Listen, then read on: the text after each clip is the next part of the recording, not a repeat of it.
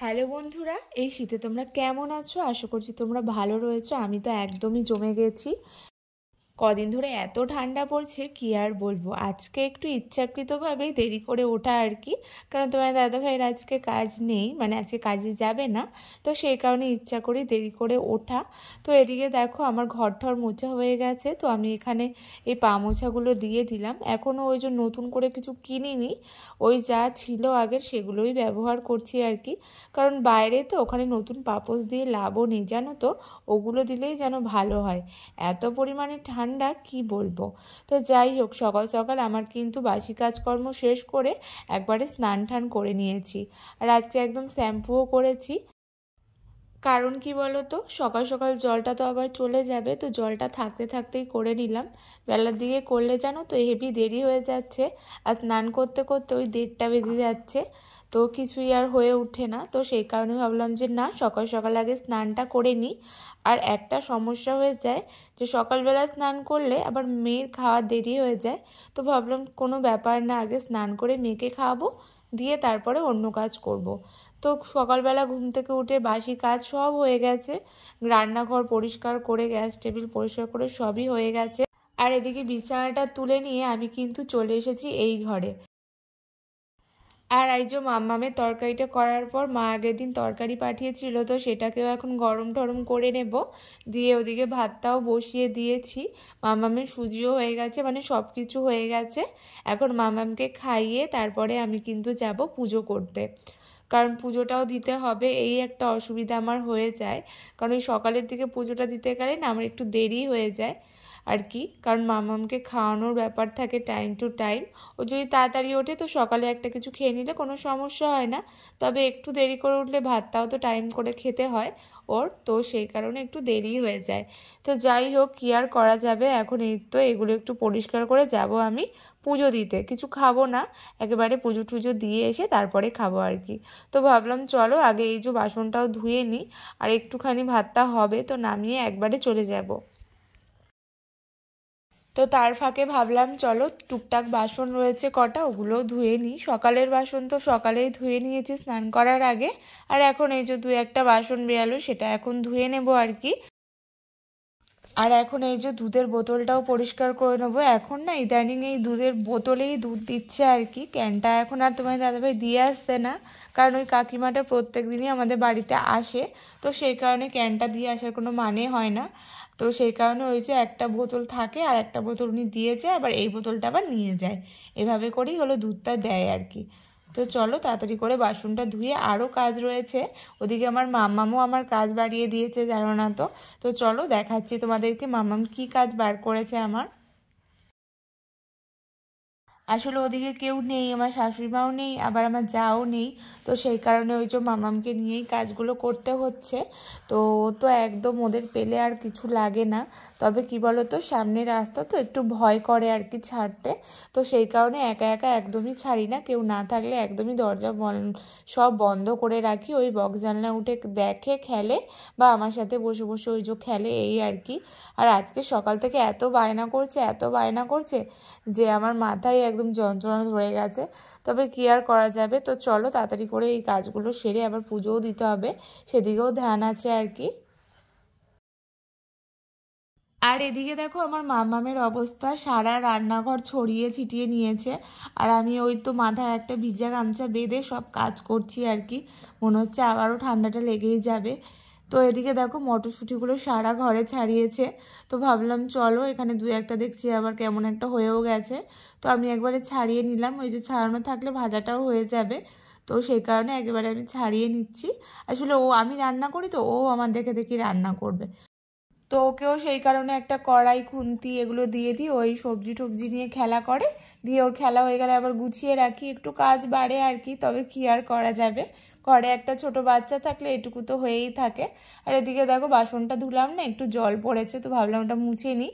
ঘর তো আমি রান্নাঘর ঘর সব কিছুই তো আমি সকালেই মুছে নিয়েছি, তো সেই কারণে এখন পুরোটা মুছলাম না। আর এদিকে সবজির খোসা টোসা পড়েছিল, সেই কারণে ওগুলো একটু ঝাঁট দিয়ে নিলাম। দিয়ে চলো এইবার আমার রান্নাঘরের কাজ শেষ, মামামকে খাইয়ে যাবো এখন পুজো দিতে।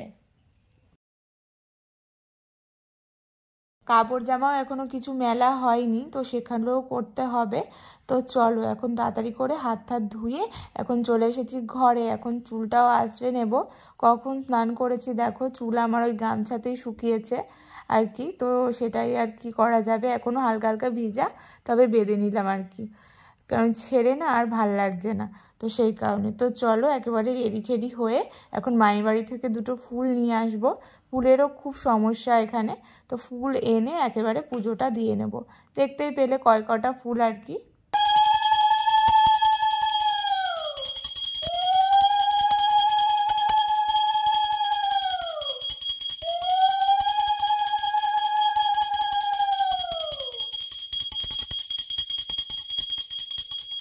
আর এদিকে আমার পুজো দেওয়া শেষ হয়ে গেছে, দিয়ে এখন চলো তুলসী তলায় একটু ধূপকাঠি দিয়ে একেবারে ছাদে জামা কাপড় নিয়েই এসেছি। একবারে পুজো টুজো দিয়ে এই যে তুলসী তলায় জল ধূপকাঠি দেখিয়ে এখন জামা কাপড় মেলে তারপরে একেবারে নিচে যাব। তারপরে আবার একটু পরে মামামকে স্নানও করাতে হবে। তো একটার পর একটা কাজ কিন্তু লেগেই থাকে, সবগুলো করতে একার হাতে মাঝে মধ্যে তো যেন হিমশিমি খেয়ে যাই। তো এদিকে জামা কাপড়গুলো মেলে দিচ্ছি। আর দেখো আকাশ যেন একদমই মেঘলা মেঘলা, খুব একটা রোদ ওঠেনি আজকে, তো একদমই মেঘলা মেঘলা ওয়েদার আর কি। তো একেবারে এদিকে গাছে জল ঠল দিয়ে তারপরে যাব, কারণ ছাদে তো সবসময় ওঠা হয় না। তো এই যে সকালের দিকটা উঠে একেবারে জল দিয়ে আরও যা যা করতে হয় সেগুলো করে ঠোরে একেবারে নামবো আর কি। তো চলো এখন গাছেও জল দেবো। দু একদিন জানো তো আবার এই গাছে জল দিতেও ভুলে যাই, এরকমই হয়। ইদানিং দেখছি দু একটা কথা ভুলেই যাচ্ছি, মানে কোনটা ছেড়ে কোনটা করব একেবারে টের পাই না, এরকম একটা ব্যাপার। তো এদিকে দেখো সব গাছে জল দিয়ে দিচ্ছি সুন্দর করে। আর ওদিকে তো কাকিমার সকাল সকাল স্নান হয়ে গেছে, স্নান করে কাকিমাও রোদে বসেছে। তোমরা আমার এই ছাদের ভিডিও দেখলে তোমরা দেখতেই পাবে কাকিমা সবসময় ওখানে বসে রোদ পোহায় আর কি। তো সেটাই, উনি ওখানে রোদ পোহাচ্ছেন আর আমি আমার কাজে ব্যস্ত। তো এই গাছে দেখো এত সুন্দর ফুল ফুটেছে কি বলবো, পুরো গাছটা যেন একটা ফুলের তোড়া।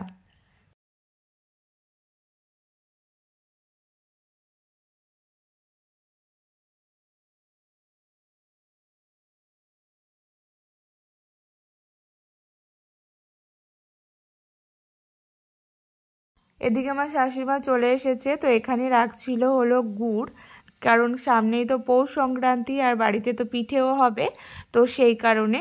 তো মা এখানে গুড় রাখছিল দু রকমের আসলে, ওই যে যেটা শক্ত গুড় হয় পাটালি যেটা বলে, আর একটা ওই যে লিকুইড টাইপের, এই যে।